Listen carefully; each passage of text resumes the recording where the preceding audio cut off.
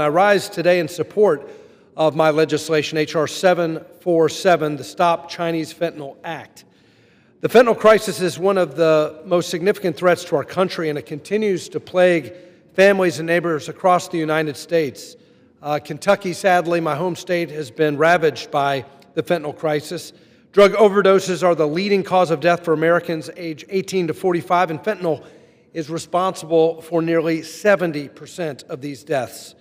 Last year, the DEA seized more than 60 million fentanyl-laced fake pills in the United States, almost 80,000 pounds of fentanyl powder, equal to more than 380 million lethal doses of fentanyl. As of last month, the 2025 seizures of fentanyl equate to over 232 million deadly doses. 70,000 of our fellow Americans succumbed to this poison. And as we know, in 2024, over 1,400 Kentuckians lost their lives to a drug overdose, including fentanyl. And unfortunately, this scourge has spread with the help of our greatest strategic adversary, the People's Republic of China and the Chinese Communist Party. As a member of the Select Committee on the Strategic Competition with the Chinese Communist Party, we conducted an investigation.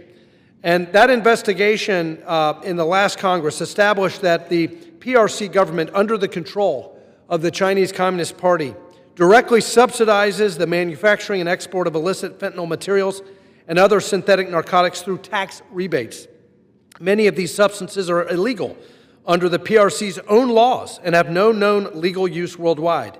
Like its export tax rebates for legitimate goods, the CCP's subsidies of illegal drugs incentivizes international synthetic drug sales from the People's Republic of China, and the CCP never disclosed this program. In addition, the Select Committee found that the CCP gave monetary grants and awards to companies openly trafficking illicit fentanyl materials and other synthetic narcotics. There are even examples of some of these companies enjoying site visits from provincial PRC government officials who complimented them for their impact on the provincial economy.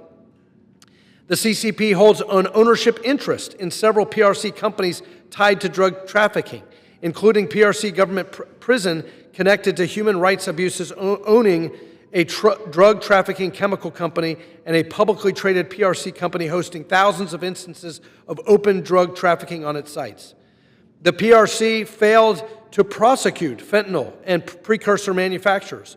Rather than investigating drug traffickers, the government of the PRC security services have not cooperated with U.S. law enforcement and have even notified targets of U.S. investigations when they receive requests for assistance. The PRC allows for the open sale of fentanyl precursors and other illicit materials on the extensively monitored and controlled PRC internet.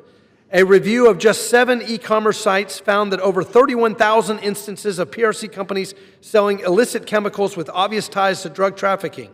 Undercover communications with PRC drug trafficking companies revealed an eagerness to engage in clearly illicit drug sales with no fear of reprisal. And the government in China censors content about domestic drug sales, but leaves export-focused narcotics content untouched. So we know that China has historically been and remains a primary source of fentanyl in global circulation through the production of these precursor chemicals and outsourcing of final production to cartel labs in Mexico. That's why it's paramount that Congress pass my legislation that's being considered here today, the Stop Chinese Fentanyl Act. My bill amends the Fentanyl Sanctions Act to expand the definition of foreign opioid trafficker to include certain Chinese entities and government officials that fail to take steps to prevent opioid trafficking, subjecting them to sanctions. The bill also requires the President to determine whether the heads of the National Narcotics Control Commission, the Ministry of Public Security, the General Administration of Customs, and the National Medical Products Administration of the government of the PRC are foreign opioid traffickers. We must attack the production of fentanyl by targeting the source of precursors in China. Chinese producers of synthetic opioids and opioid precursors and senior government and Chinese political officials' culpability does not end when their precursor products land in Mexico or illegally cross our southern border.